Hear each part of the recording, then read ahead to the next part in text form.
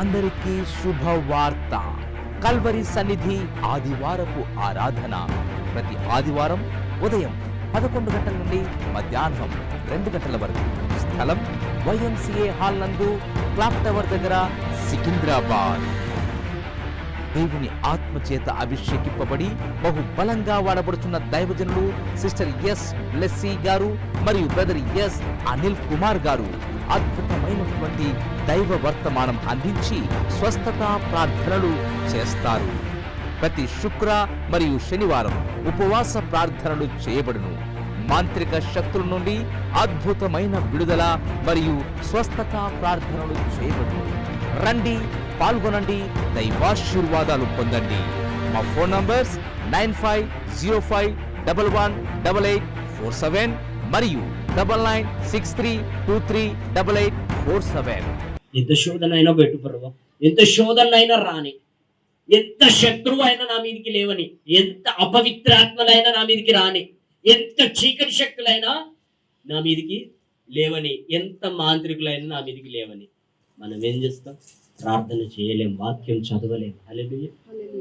ఇప్పుడు శోధనలోకి వెళ్ళినప్పుడు మనకు పరిశుద్ధాత్మ దేవుడు ఏం చేస్తాడనంటే సహాయం చేస్తా ఉంటాడు.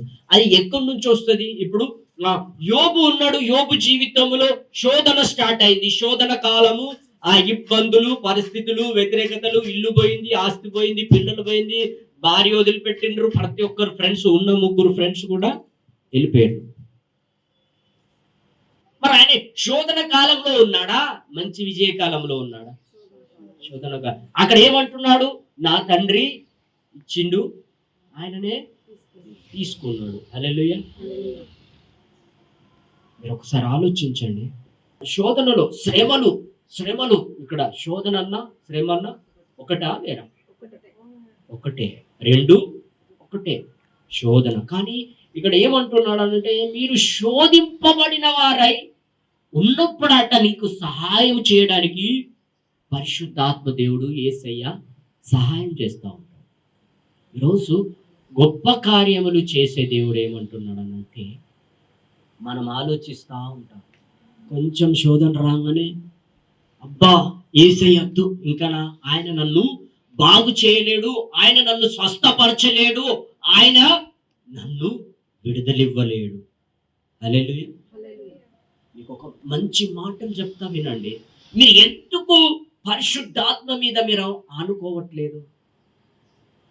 మీరు ఒకసారి ఆలోచించండి. పరిశుద్ధాత్మ మీరు ఎందుకు ఉండట్లేదు? శ్రమ రాగానే పడిపోతారు. కొంచెం కష్టం రాగానే మనం ఏమైపోతాం? పడిపోతాం. కొంచెం కష్టం రాగానే ఏమైపోతారు? పడిపోతారు. మరి మనము మానవులం కదా, బలహీనంగా ఉంటాం. కానీ ఇక్కడ ప్రభు ఏమంటున్నాడు అనంటే నీకు సహాయం చేయబోతున్నాడు. మళ్ళీ ఒకసారి చదవండి. తాను శోధింపబడి శ్రమ పొందెను గనుక శోధింపబడిన వారికి సహాయం చేయగలవాడై ఉన్నాడు.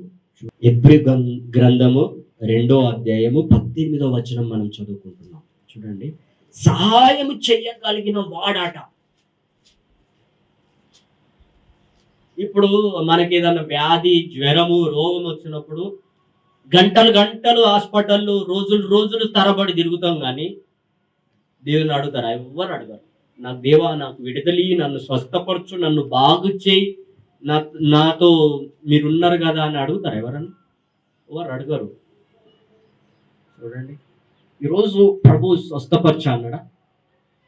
నీకున్న రోగాన్ని విడుదలివ్వనన్నాడా? నీకున్న బలహీనతలు తీసివేయ అన్నాడా? నీకు ఇల్లు అప్పు తీర్చనన్నాడా దేవుడు పరిశుద్ధాత్ముడు?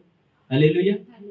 నీ ఒంట్లో ప్రతి ఒక్క శరీరము ఎక్కడెక్కడ ఏమైందో పరిశుద్ధాత్మ దేవునికి తెలుసు. నీకు తెలియకపోవచ్చు, యేసయ్యకి ప్రతిది తెలుసు. నీ కాలు లోపల ఎంత కుళ్ళిపోతుంది, నీ చేతులు ఎంత కుళ్ళిపోతున్నాయి, నువ్వెంత క్షీణించిపోతున్నావు, అదంతా పరిశుద్ధాత్మ దేవునికి తెలుసు. కానీ మనం ఏమనుకుంటాం తెలుసా? ఇక్కడికి వెళ్ళడం ద్వారా, అక్కడికి వెళ్ళడం ద్వారా తొందరగా అయిపోతుంది కావచ్చు విడుదల. అంటే అంత తొందరగా నీ డాక్టర్లే తిప్పంగా దేవుడు తిప్పడా? తొందర విడుదలిస్తే దేవునికి స్తోత్రం కలుగును గాక. దేవుడు నన్ను స్వస్థపరిచింది, నీకు నాకు బాయ్ బాయ్ యేసయ్య అని చెప్పేసి ఏం చెప్తారు, మంచిగా తిని పడుకుంటారు. అందుకోసమే పరిశుద్ధాత్మ దేవుడు వెంటనే నీకు విజయం ఇవ్వడు, వెంటనే నీకు ఆశీర్వాదం ఇవ్వడు, వెంటనే నిన్ను స్వస్థపరచడు, వెంటనే నిన్ను ఆయన ముట్టుకోడు. హల్లెలూయా. వెంటనే ముట్టుకుంటే, వెంటనే స్వస్థపరిస్తే ఇంకా యేసుక్రీస్తు ప్రభు వెంబడి ఆయన ఎప్పుడైతే ఆయన తిరిగిన కాలం ఎట్లా వెంబడించారో అట్లా వెంబడించు. అక్కడికి పోతే తొందర కార్యాలు అయితే అట, తొందరగా దేవుడు విజయం ఇస్తాడ, తొందర ఇల్లు వచ్చేస్తుందట, తొందర కారు. ఇవన్నీ రాగానే ఏసయ్యా టాటా, ఏసయ్యా బై బై బై బై, నాకు ఇవన్నీ ఇచ్చినావు కదా, నువ్వెవరు నేనెవరు. హల్లెలూయా. మీరు ఒకసారి ఆలోచించండి, శోధన ఎప్పుడొస్తే అప్పుడు మనం ఏమనాలి, నాకు సహాయం చేసే యేసయ్య ఉన్నాడు, నాకు సహాయం చేసే దేవుడు ఉన్నాడు. హల్లెలూయా. మీరు ఒక పని చేయండి, మీరు మంచి కొత్త డ్రెస్ తీసుకొని వచ్చారు అనుకో, మంచి కొత్త శారీయో లేకపోతే కొత్త టాప్స్ ఏమన్నా డ్రెస్సులు తీసుకొని వచ్చారు అనుకో, మీరు ఒక రోజు డ్రెస్ వేసుకున్నాక రెండో రోజుకు చినిగిపోయిందని తెలిస్తే ఎట్లుంటుంది చెప్పండి. అప్పుడు బాధ అనిపిస్తుంది, వేస్ట్గా డబ్బులు అయిపోయినాయి. బాధ అనిపించడం కాదు, ఇంకా అన్ని తిట్టిన తిట్లు తిట్టకుంటుంటారు. అర్థమైందా? ఒకసారి ఆలోచించండి. కానీ పరిశుద్ధాత్మ యొక్క శక్తి ఏ విధంగా వెళ్తా ఉంటుంది అని అంటే, చాలా డీసెంట్ ఆయన. ఎట్లా డీసెంట్, నీలాగా నాలాగా వాళ్ళ మీద వీళ్ళ మీద పోయి ఫైటింగ్లు చెయ్యడు. ఏమంటావు? ఫైటింగ్లు చెయ్యడు. వీళ్ళ దగ్గరికి వెళ్ళి వాళ్ళ దగ్గరికి వెళ్ళి వీడు చచ్చిపోయేదాకా మంత్రాలు చేయాలని చెప్పాడు. హల్లెలూయా. వాళ్ళ దగ్గరికి వెళ్ళి వీళ్ళ దగ్గరికి వెళ్ళి వాడిని ఎట్లా కొడతామని చూడడు. హల్లెలూయా. వీని ఏ విధంగా అయితే ఇక్కడ నుంచి పంపియాలి ఊర్లో నుంచి అని చూడడు. దేవుడు ఎట్లా చూస్తాడట? ప్రేమతో చూస్తాడట. హల్లెలూయా.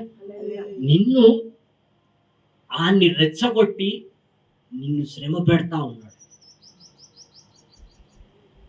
ఒకవేళ మీ భర్త కనుక ఈరోజు నిన్ను తిడితే, మీ భర్త కనుక కొడితే, వందనాలు ప్రభు అని చెప్పాడు. వింటున్నారా? వందనాలు ప్రభు. హల్లెలూయా. ఏమనాలా? వందనాలు ప్రభు అని చెప్పాడు. ఎందుకంటే నువ్వు శోధనలో పడ్డప్పుడు, శ్రమలో పడ్డప్పుడు నిన్ను చూసేది మనుషులు కాదు, నిన్ను చూసేది డాక్టర్లు కాదు, నిన్ను చూసేది పక్కోళ్ళు కాదు,